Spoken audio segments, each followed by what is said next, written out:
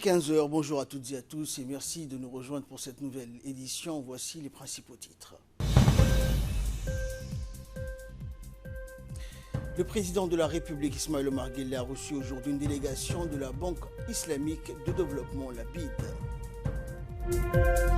Et dans l'actualité internationale concernant la crise des migrants en Europe, des migrants ont été autorisés à débarquer en Italie, notamment à Lampedusa.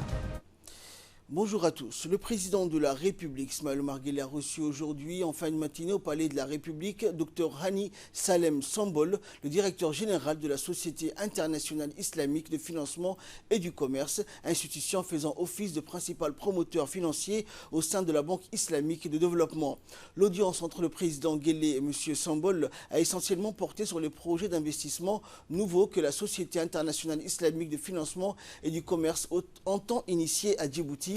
Le principe d'étendre ses prêts et lignes de crédit aux établissements bancaires opérant à Djibouti ainsi qu'au secteur privé et national constitue le domaine d'investissement nouveau que l'ETFC entend désormais entreprendre dans notre pays. La réalisation aujourd'hui d'un mémorandum d'entente de 600 millions de dollars servira de fonds préalable de financement aux projets nouveaux de coopération économique et commerciale entre la partie djiboutienne et la Société internationale islamique de financement et de commerce.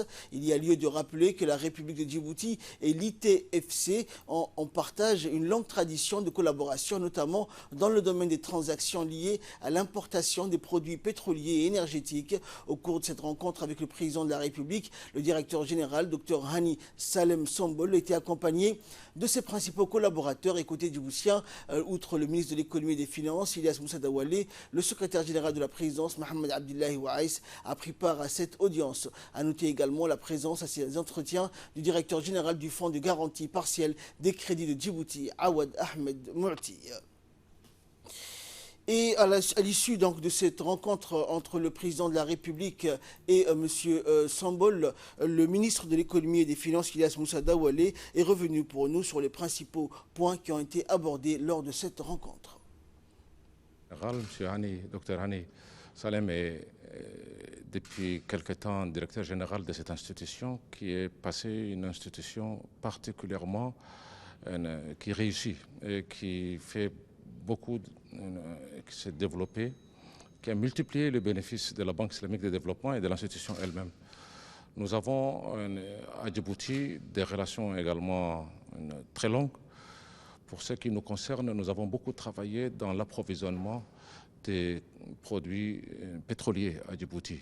Donc toutes les transactions et les importations de Djibouti sont financées par ITFC depuis quelques années et ça se passe très bien. Ce matin, nous avons signé un mémorandum pour permettre de mettre en place un programme de 600 millions de dollars sur les 3 années à venir et qui vont concerner bien sûr beaucoup sur la question de l'énergie, c'est-à-dire le produit pétrolier, mais également de diversifier à travers le secteur privé. On a eu de très bonnes discussions ce matin avec les banques de la place, que ITFC va mettre en place un programme d'accompagnement sur le plan des capacités dans le domaine du financement islamique, mais également de pouvoir financer ensemble certains projets ou de bénéficier des lignes de crédit de ITFC dans les semaines, mois et années à venir. Le président de la République a également reçu le directeur général et a fait part de sa satisfaction pour tous les efforts qui sont faits. Également dans l'actualité, le ministre du Travail chargé de la réforme de l'administration, Ismaël Ibrahim Roblé, a reçu en audience aujourd'hui l'ambassadrice de l'Allemagne à Djibouti, Anke Holstein, dans son cabinet. Cette rencontre s'est déroulée en présence du secrétaire général du ministère du Travail et du conseiller en communication, Khadir Omar Khalilé. Lors de cette entrevue, le ministre a fait un tour d'horizon des domaines dans lesquels il souhaiterait bénéficier de l'appui de l'ambassade d'Allemagne, notamment dans le domaine de l'employabilité et de l'insertion des jeunes. Il a également affirmé l'excellence des liens d'amitié existants entre les deux pays et a assuré de prendre toutes les dispositions nécessaires pour les renforcer encore davantage. De son côté, le diplomate l'a rassuré de sa volonté de contribuer aux réalisations de la vision exprimée par le ministre du Travail. Une délégation française conduite par le président des clubs émetteurs s'est rendue aujourd'hui à la nouvelle zone franche internationale de Djibouti située au PK 23. Et le club émetteur français est un club de réflexion qui a été créé il y a une trentaine d'années et qui regroupe à la fois des chefs d'entreprise français du secteur agricole, mais à partir du stockage donc nécessaire. Alors on parle d'un écosystème parce que non seulement il y a 61e entreprise, mais aussi il y a le réseau d'experts. Il y a également une grande école diverses qui sont associées à ce club émetteur. Une fois sur place, la délégation s'est entretenue donc à la salle de réunion par le directeur des projets Aden Moussa Douxié et Mohamed Aref, responsable de marketing. Mondial qui habitera sur l'Asie et vous aurez un quart sur l'Afrique. La population en Afrique va plus que doubler. D'un autre côté, les bassins de consommation sont éloignés des bassins de production. Et donc, il y a besoin de relier les deux. Et Djibouti est une place particulièrement importante en termes de logistique pour relier les uns aux autres. On se rend compte que c'est aussi une porte d'entrée aujourd'hui sur l'Afrique. Et ça nous intéresse parce que les relations entre l'Europe, l'Union européenne, la France, le bassin méditerranéen et l'Afrique sont appelés à se développer de plus en plus. Ce sont toutes ces raisons qui nous amènent aujourd'hui à nous rendre à Djibouti. C'est très intéressant pour plusieurs raisons. D'abord, on a eu le sentiment, et c'est vrai, de rencontrer des gens qui étaient compétents, qui savaient travailler et qui voulaient se développer. Et alors, au-delà de ça, on rencontre des gens qui sont passionnés par leur métier, par ce qu'ils font et qui ont à cœur de le présenter. Et c'est très encourageant aussi pour nous, pour nos entreprises. Mais tiens, il y a des gens avec lesquels on aurait vraiment envie de travailler. Et de son côté, le directeur des projets, Aden Moussa Douxié, s'est déclaré donc encouragé de la rencontre des chefs d'entreprise français regroupés sous la bannière de ce club d'émetteurs français. On l'écoute. Nous venons de recevoir une importante délégation d'hommes d'affaires français composée de 35 sociétés qui sont dans le business de l'agroalimentaire et qui sont vraiment un acteur majeur dans leur pays et qui sont venus aujourd'hui pour une mission de prospection pour voir, ils sont en train d'abord de se diversifier en termes de localisation et ils sont en train de chercher à pénétrer aussi le marché africain davantage. Avant, ils servaient ce marché à partir de la France. Aujourd'hui, ils veulent desservir ce marché à partir de l'Afrique. Donc, servir l'Afrique à partir de l'Afrique. Donc, dans cet objectif, ils sont venus voir aujourd'hui Djibouti pour essayer de voir quel type de solutions ils peuvent trouver ici. Nous leur avons expliqué que c'était le meilleur endroit à s'installer pour leur business, que c'était aussi l'option la plus optimale. De par sa position géographique aujourd'hui, Djibouti se doter d'infrastructures modernes qui pourraient justement servir cette communauté pour devenir très compétitive. Nous avons aussi l'habitude de dire que Djibouti n'est pas un grand marché. Djibouti est le point d'entrée pour un grand marché qui est le marché éthiopien et au-delà. Donc ils ont compris et ils sont en train aujourd'hui de justement visiter cette zone et de voir la possibilité de mettre en place une base pour pénétrer le marché africain. Également dans l'actualité, après la région d'Arta, la commission de passation conduite par le secrétaire général du ministère de l'Intérieur, Siraj Omar Abdelkader, s'est rendue dans la région d'Arta, dans la région de l'unité, aujourd'hui donc pour superviser la passation de services entre le préfet sortant affecté à la région d'Arta, Mohamed Cheikh Hassan, et le préfet entrant Aden Darar Moussa, donc nouvellement nommé par décret présidentiel du 10 septembre dernier. A précédé donc cette cérémonie de passation de service, l'accueil chaleureux de la communauté okaroise, donc sous toute sa diversité, qui s'est mobilisée à la place de l'unité du chef-lieu d'Ikil d'un côté pour souhaiter la bienvenue au nouveau préfet entrant Aden Darar Moussa et de l'autre côté pour témoigner son attachement, donc sa gratitude à l'endroit du préfet sortant Mohamed Cheikh Hassan. S'en est suivi donc de l'accueil, la réunion de briefing tenue par le préfet de la région sortant Mohamed Cheikh, notamment sur les affaires courantes, les projets en cours dans la région ainsi que le document à l'ordre du jour de la passation. Les parties concernées ainsi que le président de la commission et secrétaire général du ministère de l'Intérieur ont procédé à la signature des documents de passation, à la suite de quoi Aden Darar Moussa a été officiellement installé sur le fauteuil du préfet de la région de l'Unité.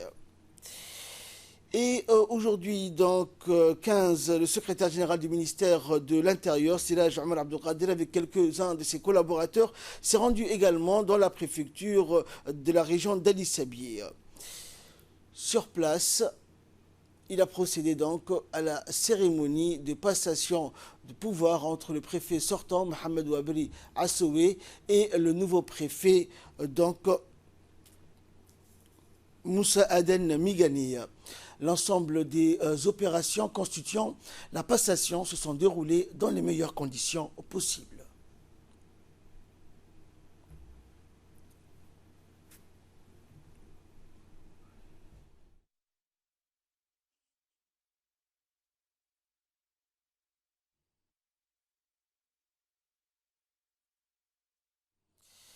Toujours en nouvelle nationale, une rencontre débat organisée par l'équipe d'Air Djibouti, espace de réflexion et d'échange, s'est tenue hier donc au Sheraton Hotel.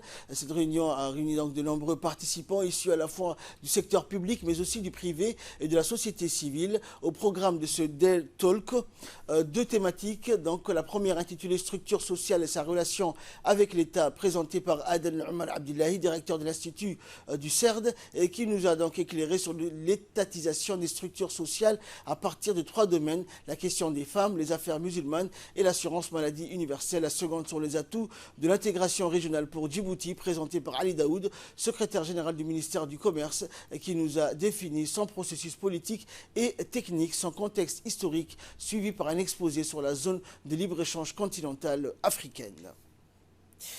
L'association Jeunes Solidaires du quartier T3 de Balbala a procédé donc aujourd'hui à l'octroi d'un don d'uniformes scolaires à des enfants issus des familles démunies donc de ce quartier. Ce geste de l'association T3 à l'endroit des élèves des écoles de base du quartier T3 permet donc de contribuer afin d'encourager et de motiver ces élèves pour qu'ils puissent travailler dans de meilleures conditions et réussir leur cursus scolaire. Cette remise des dons permettra également aux élèves du quartier T3 de travailler dans des conditions optimales garantissant la réussite scolaire, et ce geste donc avait pour objectif de soulager les familles les plus nécessiteuses en ce qui concerne les charges occasionnées par la scolarisation de leurs enfants. Rappelons que les uniformes scolaires sont aujourd'hui une mesure phare dans la politique de transformation de l'école publique, qui doit devenir un creuset de l'identité nationale en plus d'être le haut lieu d'instruction et d'éducation des enfants. Une campagne de propreté et d'assainissement a été lancée ces derniers jours par la préfecture, donc au quartier 2. Cette campagne de propreté et d'assainissement a été menée ce matin par le sous-préfet du 1er arrondissement de la capitale, Abdi Hassan, soutenu par le chef du quartier et son adjointe, les habitants et les inspecteurs de l'office de la voirie. Les déchets et les détritus produits par les habitants étant ramassés tous les jours par le service de la voirie.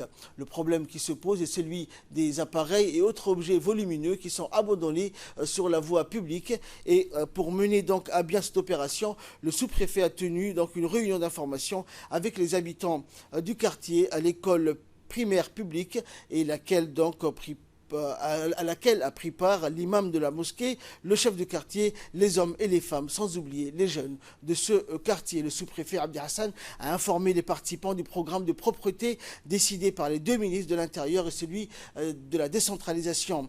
Ce programme ne peut réussir que s'il y a une réelle collaboration avec la population. Nous nous chargeons, a-t-il dit, d'enlever tous les déchets, et cette opération sera couronnée de succès, et le quartier 2 sera un exemple à suivre pour les autres quartiers de la capitale, a-t-il conclu. Une formation sur la programmation saisonnière des moyens d'existence des habitants des zones rurales de Djibouti a eu lieu donc à Tadjoura. Le programme alimentaire mondial, le PAM, prévoit d'organiser une formation pour ses partenaires donc sur une nouvelle technique de programmation saisonnière des moyens d'existence qui rassemble les besoins et les expériences locaux, et a pour objectif d'améliorer l'identification des besoins, la coordination et l'exécution des programmes multisectoriels. En raison des multiples opérations de proximité donc effectuées par les différentes brigades de gendarmerie, les notables et les habitants de la commune de Balbala ont alerté la gendarmerie sur une affaire particulièrement sensible. Et le 13 septembre dernier, sur instruction du haut commandement de la gendarmerie nationale, les enquêteurs de la brigade Cheikh Moussa ont effectué une descente sur l'adresse ciblée où une clinique informelle avait été installée. Au cours de cette opération, les gendarmes ont mis la main sur un individu qui se livrait à des opérations d'interruption volontaire de grossesse en usant de produits hautement toxiques et susceptibles de provoquer la mort. Parallèlement à cette pratique dangereuse, le mis en cause s'adonnait à un trafic de contrebande, notamment de produits de dépigmentation. Au comble de surcroît, cet individu, sans scrupule, se livrait également à la contrefaçon des documents administratifs. Au cours de la perquisition, les enquêteurs de la brigade Cheikh Moussa ont saisi 2 ordinateurs portables, un scanner imprimeur, des produits chimiques pour l'avortement, un mélangeur ainsi que des produits de dépigmentation. Placé en garde à vue, il a reconnu toutes les infractions qui lui ont été reprochées. Compte tenu de la gravité des faits, l'auteur principal sera déféré devant la justice pour répondre de ses actes. Le haut commandement de la gendarmerie réitère son engagement vis-à-vis de la population et garantit une disponibilité permanente de ces unités opérationnelles. Sport à présent pour clore l'actualité nationale. Sous l'égide du secrétariat d'État à la jeunesse et au sport, le CDC de Hadji Didé a organisé en collaboration avec la Fédération djiboutienne de football, de handball, un tournoi de handball féminin. Cette activité qui s'inscrit dans le cadre de la promotion des activités féminines dans le CDC a pour objectif de détecter des jeunes talents en handball. En effet, 8 équipes issues des quartiers 1 et 2 reparties en 2 groupes de 4 se sont affrontées en phase de poule et les 2 premiers de chaque groupe se sont rencontrés en dernier carré. Ainsi, la finale a eu lieu dans la soirée du samedi en présence des responsables des CDC et du chef de service de programmation. Le président de la Fédération djiboutienne de handball, Ahmed Mohamed, et les membres du conseil communautaire. Et la finale a eu lieu entre l'équipe de Hadji Didé et l'équipe de Kessel devant un large public de supporters des 2 équipes. Et enfin, donc, après un match et de haute tension entre les 2 finalistes, l'équipe de Hadji Didé est devenue vainqueur sur le score de 13-9. Et enfin, le tournoi s'est clôturé dans une ambiance amicale et la remise des récompenses. En nouvelles du monde à présent, séisme politique en Tunisie, des candidats anti-système en tête de la présidentielle. Les 2 premières places de l'élection présidentielle en Tunisie ont été revendiquées par des candidats anti-système. Un universitaire sans parti politique arriverait donc en tête selon 2 sondages d'instituts privés tunisiens. Le professeur Khaïs Saïd, 61 ans, surnommé Robocop en raison de sa diction rigide et de son visage impassible. Donc, en seconde position, un homme d'affaires emprisonné depuis le 23 août sous le coup d'une enquête pour blanchiment et fraude fiscale, Nabil Qaraoui. C'est la seconde élection présidentielle durant la révolution du printemps arabe depuis 2011 et les désillusions sont nombreuses, ce qui expliquerait le succès de candidats outsiders comme Nabil Qaraoui. Fin de l'attente pour les 82 réfugiés secourus en mer par le navire humanitaire Ocean Viking. L'Italie les a autorisés samedi à débarquer sur l'île de Lampedusa. Le nouveau gouvernement rend ainsi avec la politique intransigeante de l'ancien ministre de l'Intérieur, Matteo Salvini. Il aura néanmoins fallu près d'1 semaine et un accord de répartition européen pour que Rome donne son feu vert. L'Italie, la France, l'Allemagne, le Portugal et le Luxembourg se seraient engagés à accueillir les réfugiés. Sans ces garanties européennes, le port sicilien n'aurait pas rouvert ses portes aux navires, a insisté Luigi Di Maio, le nouveau chef de la diplomatie italienne. Objectif pour l'Italie, renégocier le règlement européen de Dublin qui confie le traitement des demandes d'asile aux pays arrivés. C'est ainsi que prend fin cette édition. Merci de l'avoir suivi. Excellent suite de programme sur Télé Djibouti.